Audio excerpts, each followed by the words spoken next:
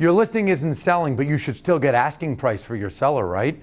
It's 20 days on the market, it hasn't sold. When you get an offer from a buyer, they should pay asking, right? Or they should pay over. Wrong. Anthony Lamacchia here with Crush It in Real Estate, and I want to talk to you all about some major misconceptions that are going on there. And I hate to pick on a certain group, but I think it's mostly agents that have been in the business less than 4 or 5 years that have these delusional thoughts that if a home is on the market for 20 or 30 or 40 days and isn't selling, that a buyer is going to come along and pay asking or pay over asking. We're hearing these stories a lot, and here's what I want to talk to you about. Let's say a home is listed at $700,000. Okay, day one, that's what you have it listed at.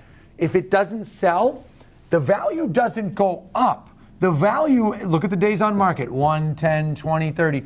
The value slowly does this. And as you get further along, the speed at which the value goes down increases. Here's the fact, my friends. Homes sell within 21 days of being listed or 21 days of a price adjustment. And in the way the market's been in the last year and a half, that's more of a historic statement. The way the market's been in the last year and a half, homes are really selling within 10 days of being listed or 10 days of a price adjustment. Okay, by the time they change it to pending, it might be a little longer. But the point I'm getting at is that's how the market moves. No buyer comes along and goes, wow, yeah, I like this home a lot. How long has it been on the market? Oh, it's been on the market 33 days. It hasn't sold. Interesting. Can I offer $10,000 over asking? No buyer does that. And no good buyer's agent is going to tell anyone to do that.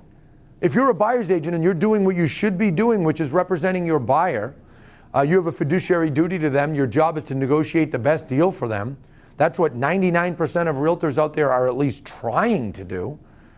Then you should be trying to get your buyer a better price when you're representing them, as sellers should be trying to get their seller a better price. Here's the problem. Don't take it too far and don't misguide your seller. So if you've been on the market, if you've been in the business 1, 2, 3, 4 years, you haven't witnessed what I refer to as a real market. We experienced a real market from about 2012 till about 2018, late 18. That was a real market. It was more and more of a seller's market as the years went on, but it was a real market. If you overpriced, you didn't sell. You had to make an adjustment. There were some multiple offer situations, but it wasn't on every single home.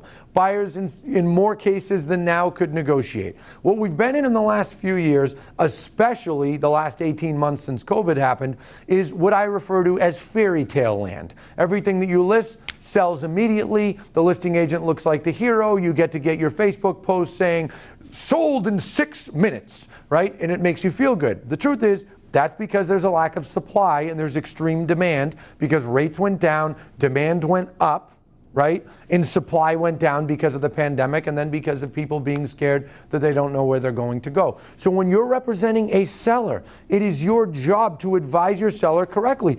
You can't tell your seller, hey, I know we've been on the market 25 days and we haven't sold, but let's still counter $10,000 over asking. I mean, you can tell them that if you want, but it's likely not going to happen. Once in a blue moon, seasonality can cause some odd things to happen. Mid-October tends to get slow, as it did a couple of weeks ago. And then when it kicks back on, you might get lucky and sell a home around 20, 30 days, 40 days on market, but you're not going to sell it for over asking if it's been sitting. Right? You're not. So you need to give your seller proper advice. Truth be told, the longer a property is on the market, the less it's worth. That's a fact. That's been going on for 100 years. Now, if you're representing a buyer, you need to keep your buyer in check as well. Buyers now, they see a home sit in the market 10 days and they think, oh my God, the market's crashing. There it is, it's crashing. No. Home's on the market 10 days, that doesn't mean the market's crashing. There's a few more choices out there. There's a few more choices, so buyers can move a little bit slower than they could in the spring. And believe me when I tell you in 3 or 4 or 5 months, it's going to be back to how it was. Probably not as bad, but we're going to be back in a frenzy. So guide your buyers, teach them, do the best you can to save them money, but try to keep them realistic. My friends, the business we are in, the business of real estate, is the business of feelings and emotions. That's what we're in. We're in the people business. And it's very easy for sellers to grandstand and I want more and you should pay more. It's your job to obviously do the best you can to get your seller the most money, but to try to keep your seller realistic and educate them and show them data and get them to understand things. People take pride in their homes, as they should. Same goes on the buyer side.